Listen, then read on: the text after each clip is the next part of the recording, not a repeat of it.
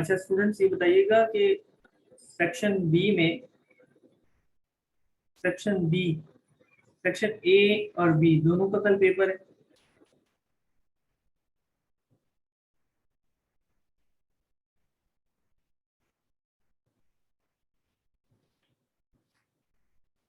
Section A और B. Okay, message पे आप बता सकते हैं क्योंकि माइक मैंने मूव किया। चैट पे बता दें। Okay fine. तो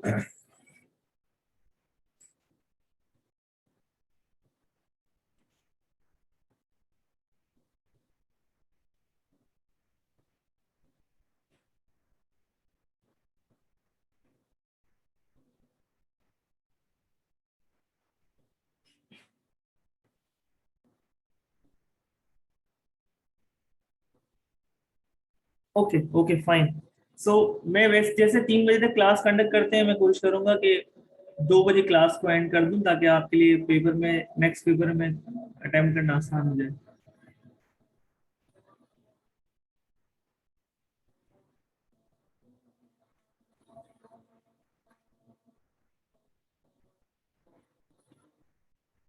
okay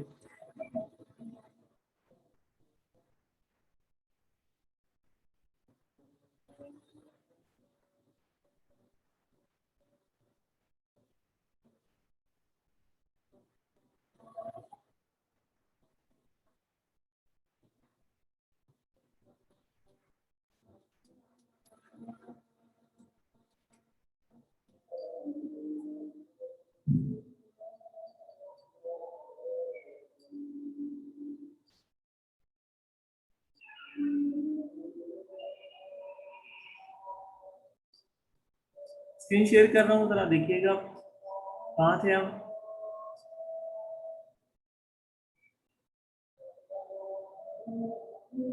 salary expense paid and unpaid, इसकी एक और एग्जांपल दे देता हूँ मैं, पेड एंड अनपेड वाली, ताकि आपको मजीद क्लियर हो जाए चीजें।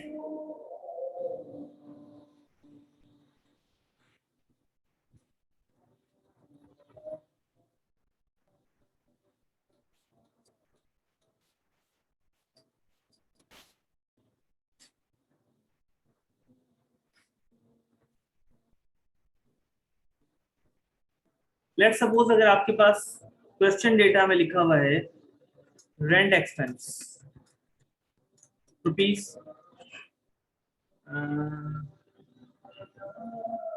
30,000। ठीक है, अब ये रेंट एक्सपेंस 30,000 की मीनिंग क्या है? It means it is assume कि क्वेश्चन डेटा में लिखा हुआ है, यस हंसा, चैट पे लिखते हैं जो लिखना है।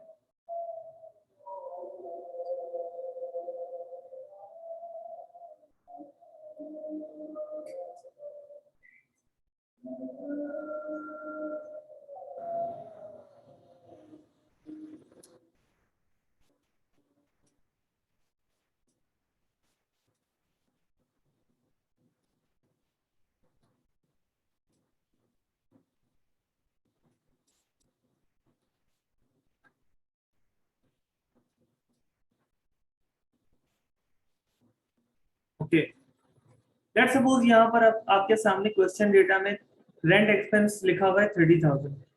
रेंट एक्सपेंस 30,000 का मतलब ये है कि ये 30,000 हम पे कर चुके हैं, और आपके सामने एडजस्टमेंट डेटा, ये एडिशनल इंफॉर्मेशन में लिखा हुआ है साल के एंड में कि रेंट आउटस्टैंडिंग रुपीज 10,000। ये रेंट आउटस्टैंडिंग का मतलब है अनपेड। अनपेड या आउटस्टैंडिंग का मतलब तकरीबन सेम। इसका एक और भी नाम है, वो भी लिख लें, एक्रूड। एक्रूड, अनपेड, आउटस्टैंडिंग, इन तीनों के मीनिंग सेम। एक्रूड का मतलब है या आउटस्टैंडिंग का मतलब ये है कि अभी तक रिमेन है, रिमेन या बाकी है। तो अनपेड है, पैसा देने बाकी है 10,000 रुपए। अच्छा, मैंने आपको बताया कि एक्सपेंस एक्सपेंस होता है चाहे वो पे कर चुके हैं चाहे वो अभी तक हमने पे नहीं किया। तो at the end of the year जब हम एक्सपेंस काउंट करेंगे रेंट का, तो रेंट एक्सपेंस हमारा अनपेड और पेड मिला के कितना हो जाएगा? पेड प्लस अनपेड कितना हो जाएगा? जो क्वेश्चन के डेटा में लिखा हुआ है 30,000 वो पेड है, और जो आउटस्टैंडिंग या अनपेड या एक्रूड के नाम से एडजस्टमेंट में लिखा हुआ है वो आपका अनपेड है। तो टोटल एक्सपेंस आपका हो जाएगा 10 + 30 आपका हो जाएगा 40,000। ठीक है, ये 40,000 आपका टोटल एक्सपेंस है। अब आप इसको इस तरह एक्सप्लेन कर सकते हैं, इसको इस तरह इंटरप्रेट कर सकते हैं कि your total expense is 40,000 in which 30,000 have already been paid and 10,000 you have to pay it later। ठीक है, बाद में आपको 10,000 पे करना है। और जब तक आप कंपनी वो 10,000 रुपए पे नहीं करती, कंपनी के ऊपर वो लाइबिलिटी होगी और वो लाइबिलिटी कहलाएगी पेएबल, रेंट पेएबल ₹10,000। कितने की लाइबिलिटी है? 10,000 की लाइबिलिटी है ना, जो पे नहीं किया। यहाँ पर आप अनपेड की अमाउंट लिखेंगे सिर्फ, या एक्रूड की अमाउंट लिखेंगे, या आउटस्टैंडिंग की amount? Feroz, would you like to say something?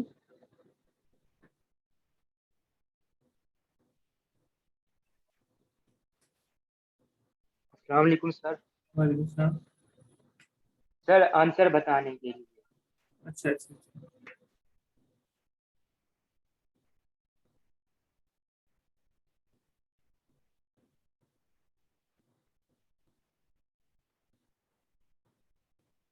Okay. So is it enough? दो एग्जांपल मैंने आपको समझा दिए। अच्छा, पेड और अनपेड की एग्जांपल हो गई। यानी पहले वाली जो एग्जांपल थी वो यहाँ से इनकम स्टेटमेंट वाली साइड से एक्सपेंस की एग्जांपल थी, और एक्सपेंस के साथ वो एसेट का रिलेशनशिप था। बैलेंस शीट में हम देख रहे थे कि कितना पार्ट हमने यूज किया और कितना अनयूज किया। दूसरी मैंने जो एग्जांपल दी आपको वो दी है एक्सपेंस की और लायबिलिटी की। क्यों समझे? यहाँ पर एक्सपेंस एंड और यहाँ पर लायबिलिटी। अब मैं आपको एक और एग्जांपल देने जा रहा हूँ, जरा इसको देखिएगा। दिस इज accumulated depreciation, इसकी एग्जांपल देने जा रहा हूँ। अब ये accumulated depreciation और depreciation expense, ये अभी बताता हूँ मैं क्या चीज़ है।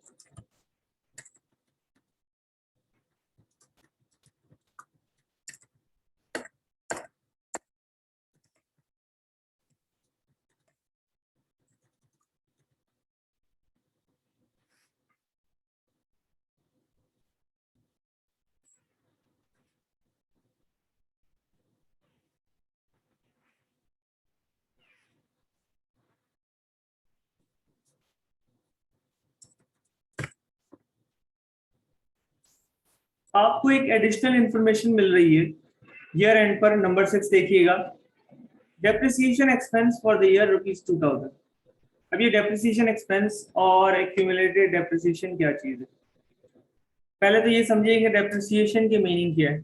यहाँ पर मैं एक नोट लिख रहा हूँ ताकि आप भी नोट कर लें। Depreciation is the utilization of non-current tangible assets।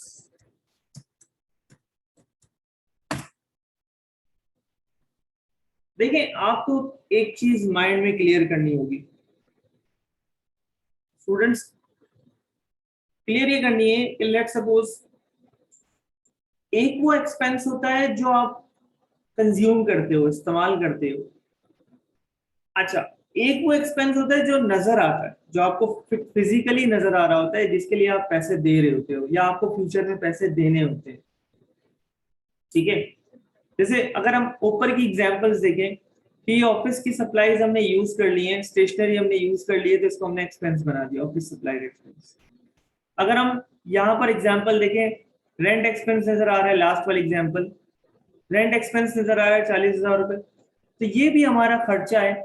अब इसमें से 30,000 रुपए हमने पे किया और 10,000 रुपए हमने पे नहीं किया, चाहे वो पे नहीं किया, फ्यूचर में पे करना है, चाहे वो पे कर दिया है, वो हमारा एक्सपेंस बन गया। एक्सपेंस उस चीज को कहते हैं जिसको हम यूटिलाइज कर लेते हैं, जिसको हम यूज कर लेते हैं।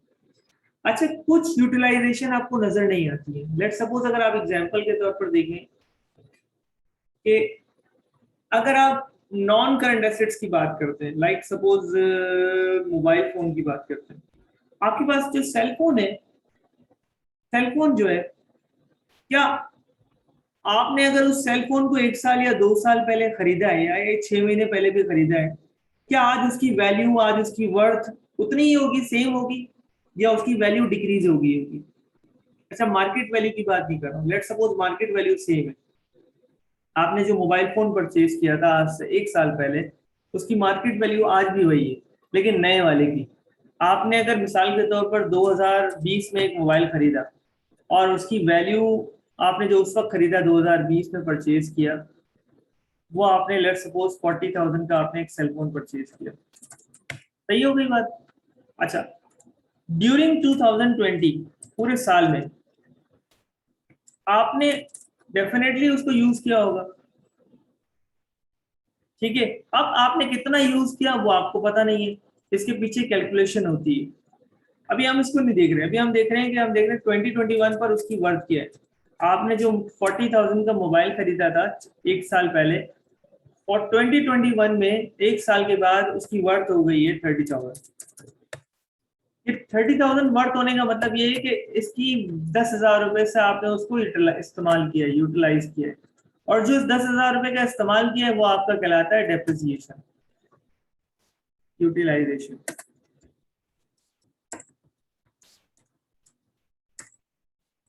Of cell phone.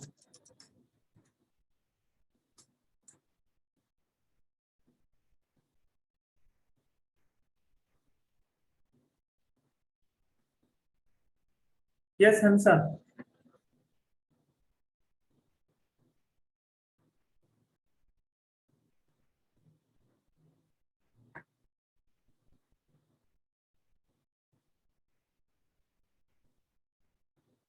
आप अनम्यूट करें अपना माइक और कुछ बोले। Hansa Kumari would like to say something.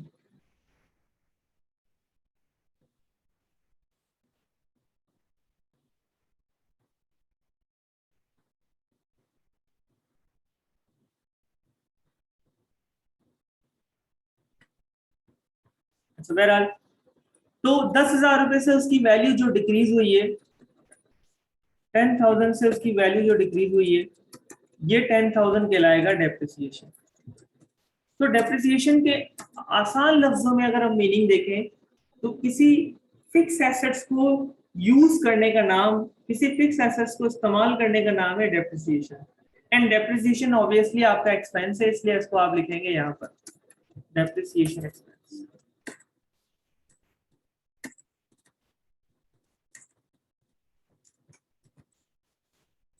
ठीक है। अच्छा, अब दूसरी चीज होती है अलाउंस, सॉरी, एक्यूमुलेटेड डेप्रिसिएशन। अच्छा, 1 साल में आपने उसको 10,000 रुपए इस्तेमाल किया, लेट सपोज आपने उसको 2021 में भी इस्तेमाल किया, ठीक है। फर्दर 10,000 का आपने उसको इस्तेमाल कर लिया। अब 2022 में उसकी जो वैल्यू होगी, 2022 में उस सेल फोन की वैल्यू कितनी होगी? 20,000 रुपए, ठीक है। तो ये जो 10,000 रुपए आपने 2021 में और 10,000 रुपए 2020 में जो आपने सेल फोन को हर साल इस्तेमाल कर रहे हैं, तो उसकी वैल्यू क्या हो रही है? डिक्रीज हो रही है। और उस इस्तेमाल को, उस यूटिलाइजेशन को आप क्या कहते हैं? डेप्रिसिएशन कहते हैं। अच्छा, टोटल 2 साल का डेप्रिसिएशन कितना हो गया?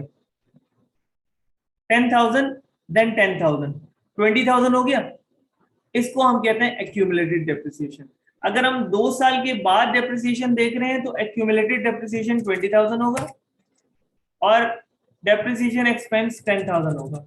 अच्छा, डेप्रिसिएशन एक्सपेंस रिप्रेजेंट कर रहा होता है 1 साल के एक्सपेंस को, एक्यूमुलेटेड डेप्रिसिएशन रिप्रेजेंट कर रहा होता है 1 से ज्यादा साल के डेप्रिसिएशन को, सही है।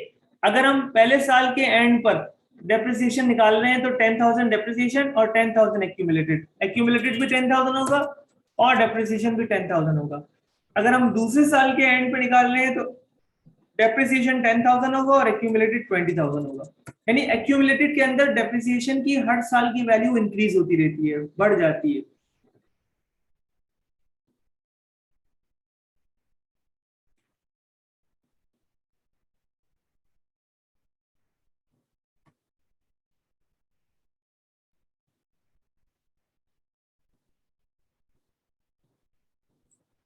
क्लियर होने बात, समझ में आ गई कहानी? एक और एग्जांपल देके समझा रहा हूं।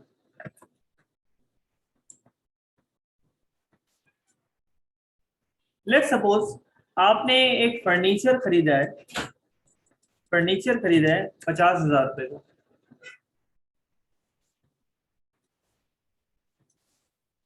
और ये फर्नीचर आपने खरीदा है 2018 में, 2018 में खरीदा है।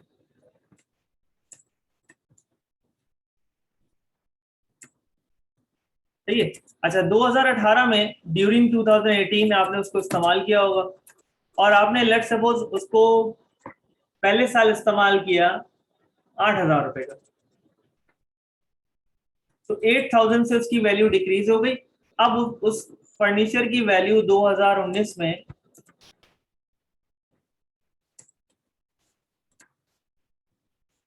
मैं आपको क्लियर एग्जांपल देता हूँ ताकि आपको समझना। फर्नीचर ये 2019 के अंदर आपने उसको इस्तेमाल किया, 2020, 2020 चीजें क्लियर कर ले ताकि आपको समझ में आ जाएंगी। अच्छा, लेट सपोज 2018 में आपने एक फर्नीचर खरीदा और उस फर्नीचर की वर्थ थी 50,000 रुपए। पहले साल 2018 में आपने उसको 8,000 रुपए तक यूटिलाइज कर लिया, 8,000 तक यूटिलाइज कर लिया। और जो चीज आपने इस्तेमाल की है वो आपका एक्सपेंस बन जाती है और उस एक्सपेंस का नाम क्या होगा? Depreciation expense. तो ये आपका डेप्रिसिएशन एक्सपेंस बन गया 2018 का। सही। अच्छा, जब आप 2018 के आखिरी दिन, साल के ईयर एंड पर, 2018 के एंड पर जब आप डेप्रिसिएशन एक्सपेंस निकालेंगे तो 8,000 और एक्यूमुलेटेड डेप्रिसिएशन निकालेंगे तो वो भी 8,000। बात क्लियर हो गई? लेट सपोज अब आपकी वर्थ कितनी हो गई उसकी? 50,000 रुपए का फर्नीचर था, 8,000 रुपए से उसको माइनस कर दें तो आपकी वर्थ हो गई, सॉरी माइनस कर दें,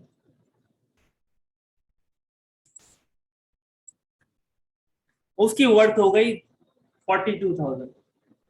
आपने 2019 में भी उसको इस्तेमाल किया होगा डेफिनेटली। फर्नीचर अगर आपने लिया है तो 5-6 साल 8 साल के लिए लिया है फर्नीचर।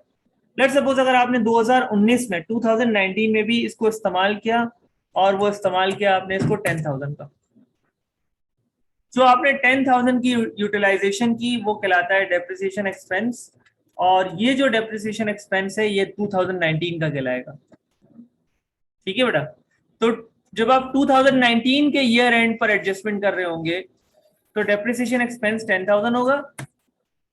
डेप्रिसिएशन एक्सपेंस हमेशा एक साल को रिप्रेजेंट कर रहा होता है और एक्यूमुलेटेड डेप्रिसिएशन 8,000 रुपए पहले 2018 के हो गए और 10,000 2019 के हो गए। तो टोटल एक्यूमुलेटेड डेप्रिसिएशन हो गया जब आप 2019 के ईयर एंड पर आप कर रहे होंगे ये वाली एडजस्टमेंट डेप्रिसिएशन वाली, तो एक्यूमुलेटेड डेप्रिसिएशन की वैल्यू आ जाएगी 18,000 रुपए। अब लेट सपोज 2020 में उसकी वर्थ हो गई 42,000। जो आपकी 50,000 की चीज थी वो 10,000 8,000 से कम हुई, फिर 10,000 से उसकी वैल्यू कम हुई, अब उसकी वैल्यू कितनी रह गई है? 32,000 रह गई है।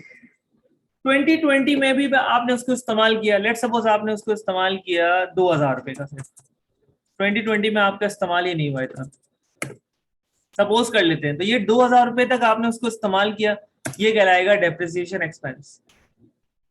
सही है बेटा? तो ये जब आप 2020 के ईयर एंड पर डेप्रिसिएशन की एडजस्टमेंट कर रहे होंगे तो डेप्रिसिएशन एक्सपेंस आपका सिर्फ 2,000 होगा और एक्यूमुलेटेड डेप्रिसिएशन जो होगा वो आपका 20,000 होगा। एक्यूमुलेटेड डेप्रिसिएशन आप तीनों साल का प्लस करेंगे डेप्रिसिएशन, पहले साल 8,000, दूसरे साल 10,000 और तीसरे साल 2,000, तो 20,000 आपका टोटल एक्यूमुलेटेड डेप्रिसिएशन। अब डेप्रिसिएशन और एक्यूमुलेटेड डेप्रिसिएशन का डिफरेंस समझ में आ गया होगा आप लोगों को। डेप्रिसिएशन एक्सपेंस रिप्रेजेंट कर रहा होता है 1 साल को, और एक्यूमुलेटेड डेप्रिसिएशन रिप्रेजेंट कर रहा होता है टोटल डेप्रिसिएशन को जब से आपने वो एसेट खरीदा है।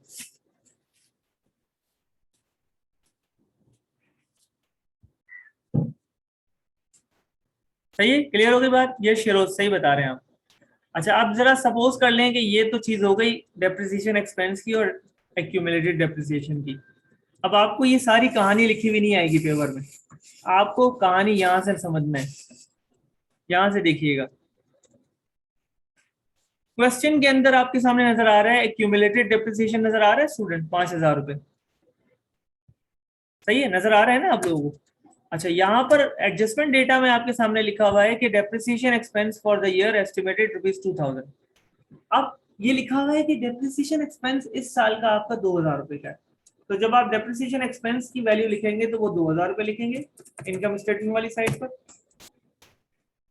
और आप एक्यूमुलेटेड की वैल्यू जो लिखेंगे वो 2,000 रुपए इस साल के, और पिछले साल तक के डेप्रिसिएशन 5,000 हुआ था। 2 + 5 टोटल हो गया 7,000।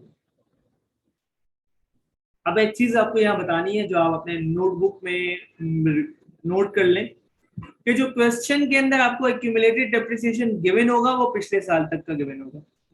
यानी पिछले साल टोटल डेप्रिसिएशन 5,000 हुआ था, इस साल मजीद 2,000 रुपए का डेप्रिसिएशन हो गया, तो टोटल एक्यूमुलेटेड हो गया आपका इस साल के आखिर तक 7,000।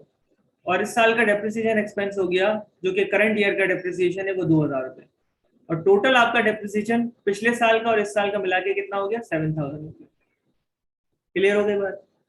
अच्छा, अब सवाल ये है कि अगर क्वेश्चन में एक्यूमुलेटेड डेप्रिसिएशन गिवन नहीं है तो इसका मतलब पिछले साल का कोई भी डेप्रिसिएशन नहीं था।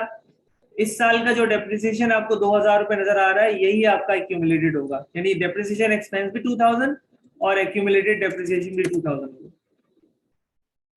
क्लियर हो गई बात? अगर एक्यूमुलेटेड डेप्रिसिएशन क्वेश्चन में नजर आ रहा है आपको,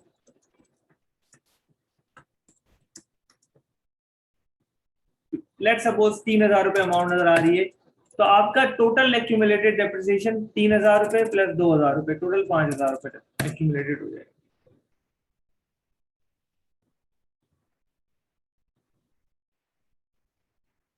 जी, क्लियर हो गई बात? अच्छा, आप चलते हैं नेक्स्ट एग्जांपल की तरफ। ये हो गया डेप्रिसिएशन, हो गया अलाउंस एक्यूमुलेटेड डेप्रिसिएशन। अच्छा, एक होता है बैड डेट्स एक्सपेंस, और एक होता है आपका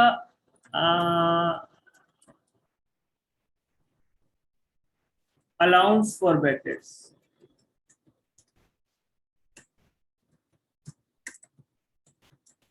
जिस तरह डेप्रिसिएशन एक्सपेंस और एक्यूमुलेटेड डेप्रिसिएशन में जो कोलैबोरेशन है या जो रिलेशन है ना, वही रिलेशन आपका बैड डेट एक्सपेंस और अलाउंस फॉर बैड डेट्स में।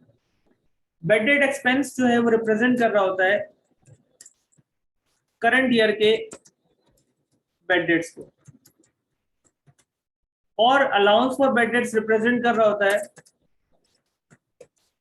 टोटल बैड डेट्स को।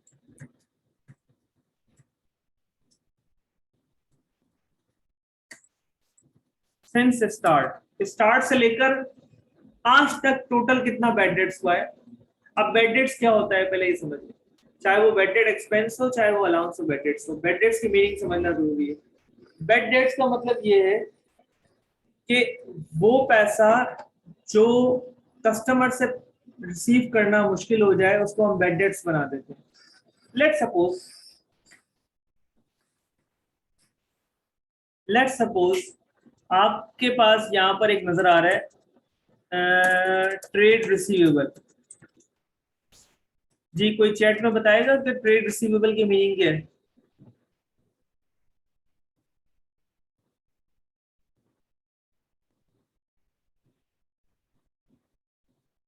कोई चैट में बताएगा ट्रेड रिसीवेबल की मीनिंग क्या है?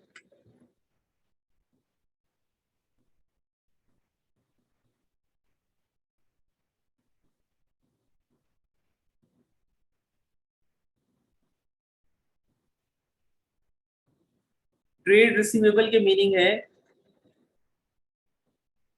आप कस्टमर से पैसा जो राइट है आपका पैसा मांगने का वो कहलाता है ट्रेड रिसीवेबल। जी चैट पे लिखा तो है right to receive cash from customer, बिल्कुल सही कहा। यानी कस्टमर से सर जो आइटम रिसीव कर, आइटम नहीं पैसे रिसीव करने हैं, जो कस्टमर से हमें पैसे रिसीव करने हैं, जिन कस्टमर को हमने उधार में माल बेचा है, जिन कस्टमर को हमने क्रेडिट पर सेल किया है, उनसे जो पैसा मांगने का राइट है वो ट्रेड रिसीवेबल कहलाता है। लेट सपोज आपका जो ट्रेड रिसीवेबल है वो है 2020 की बात करते हैं। 2020 में आपका ट्रेड रिसीवेबल है लेट सपोज 50 नहीं 30,000, 30,000 रुपए आप कस्टमर से मांगते हैं। एक नहीं बहुत सारे कस्टमर है, किसी से 5,000, किसी से 10,000, किसी से 12,000, and there are lot of customer आपके पास जो आपसे क्रेडिट पर सेल, आप जिनको आप क्रेडिट पर सेल करते हैं। अब ये कस्टमर से आप 30,000 रुपए मांगते हैं 2020 के अंदर। अब कुछ कस्टमर ऐसे हैं जो आपको पैसे कई अरसे से नहीं दे रहे, तो जो पैसे आपको नहीं मिल रहे, जो आप ऐसे रिकवर करना बहुत मुश्किल हो गया है, तो उसको आप बेड डेट्स बना देते हैं, बेड डेट्स। अच्छा ये जो बेड डेट्स हैं, ये आप बेड डेट्स आप कहते हैं ये हमारा खर्चा है। एक सपोज करते हैं कि 2020 में हमारा खर्चा हो गया, 2020 में हमारा बेड डेट्स का खर्चा हो गया 30,000 रुपए में से। लेट सपोज आप ये अज्यूम करते हैं कि 2 से 3 कस्टमर है जिनसे हम 5,000 रुपए मांगते हैं या 3,000 रुपए मांगते हैं या 4,000 रुपए मांगते हैं। लेट सपोज 4,000 रुपए हम मांगते हैं, वो पैसे हमें नहीं मिलेंगे।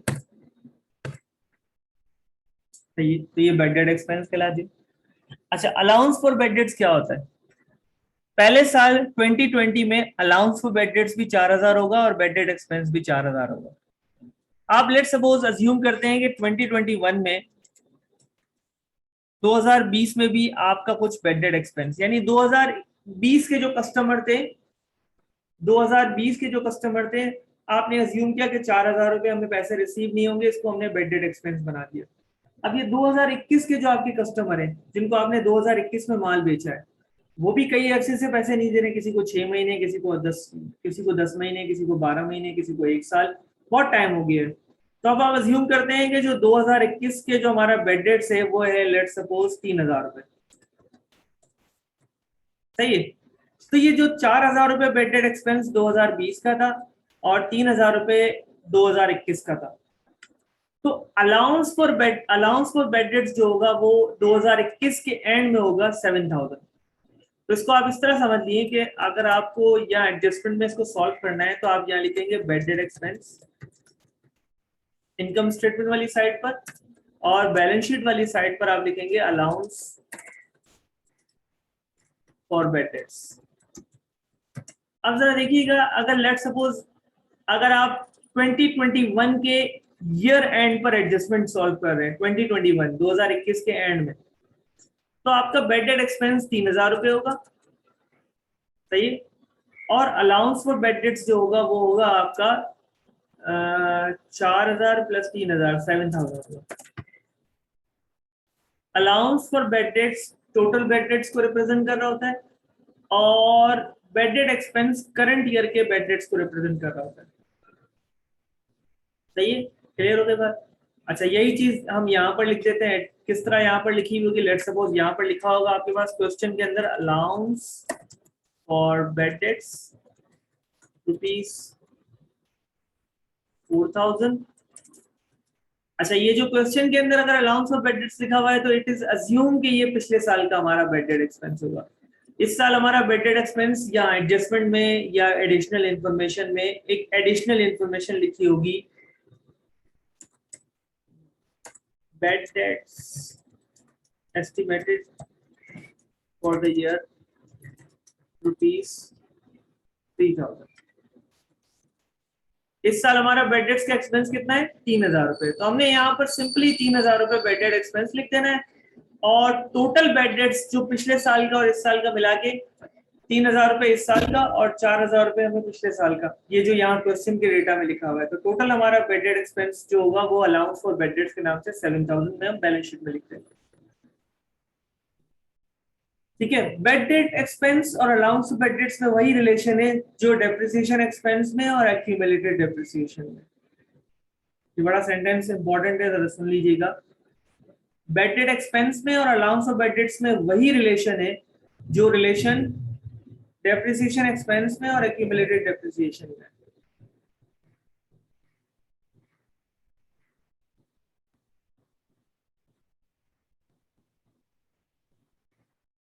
सही है, क्लियर हो गई बात। अच्छा, फर्दर मूव करते हैं, हम आगे की तरफ चलते हैं। Few more example. Let's suppose अगर आपके साथ यहाँ पर लिखा हुआ है मर्चेंडाइज इन्वेंट्री, क्वेश्चन के अंदर लिखा हुआ है बिगनिंग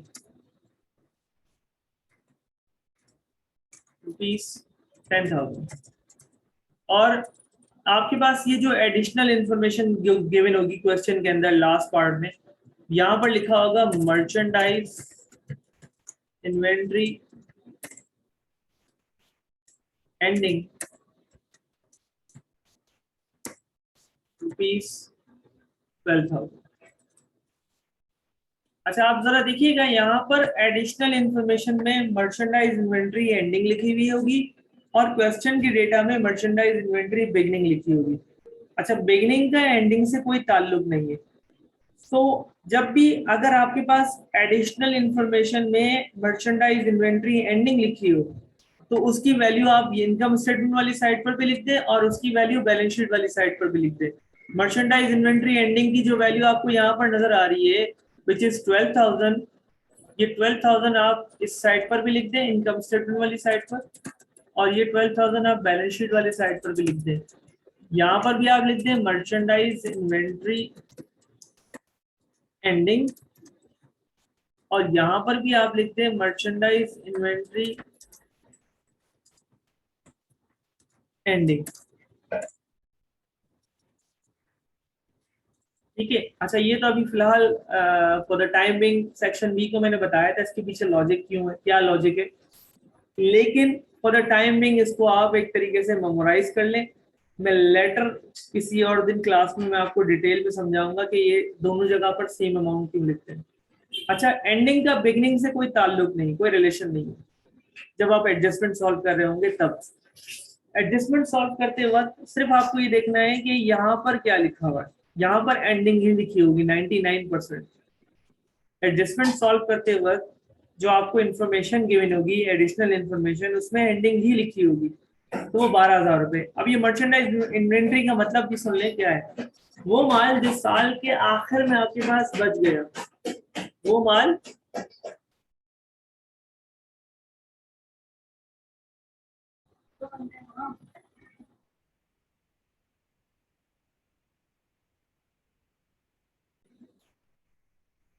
अच्छा, मर्चेंडाइज इन्वेंट्री का मतलब ये है कि जो माल आपके पास साल के आखिर में बच गया है उसको हम कहते हैं मर्चेंडाइज इन्वेंट्री एंडिंग। तो मर्चेंडाइज इन्वेंट्री एंडिंग जो है वो आपका पास 12,000 रुपए का माल बच गया है साल के आखिर में एंडिंग में, वो चीज आप दोनों जगह पर लिख देंगे, इनकम स्टेटमेंट में भी और बैलेंस शीट में भी। ठीक है। अच्छा, अब सवाल ये है कि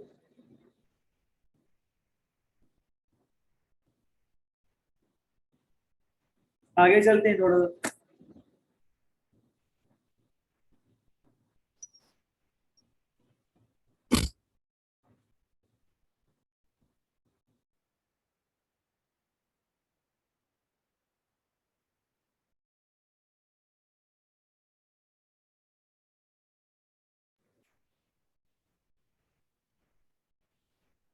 जी स्टूडेंट्स, समझ में आ गया आपको, क्लियर हो गई चीजें?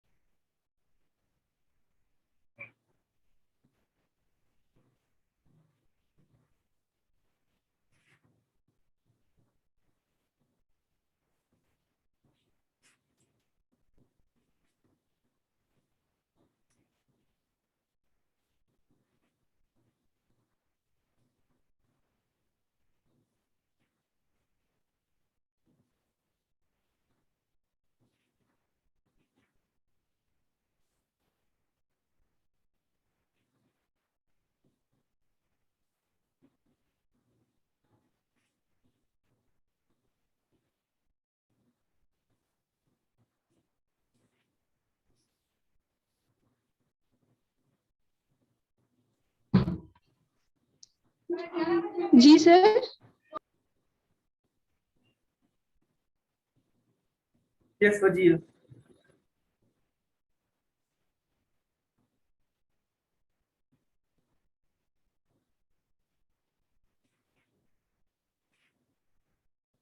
जी वजीर, आप कुछ कह रहे थे?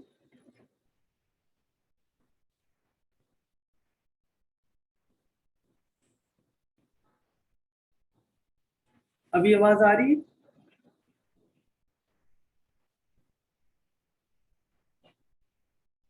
Okay fine. यस शेरोज। ठीक है। अच्छा, सेशन एंड हो रहा है, दोबारा से आप ज्वाइन कीजिएगा। मैं यहाँ पर इस सेशन को एंड कर रहा हूँ, नेक्स्ट सेशन आप ज्वाइन कीजिएगा। एक काम करते हैं, नेक्स्ट सेशन हम थर्ड सेशन लास्ट करेंगे, उसके बाद हम फिर एंड कर देंगे। अच्छा, ये नेक्स्ट सेशन जो है आप ज्वाइन करेंगे 3 मिनट बाद, 3 मिनट के बाद ज्वाइन करेंगे।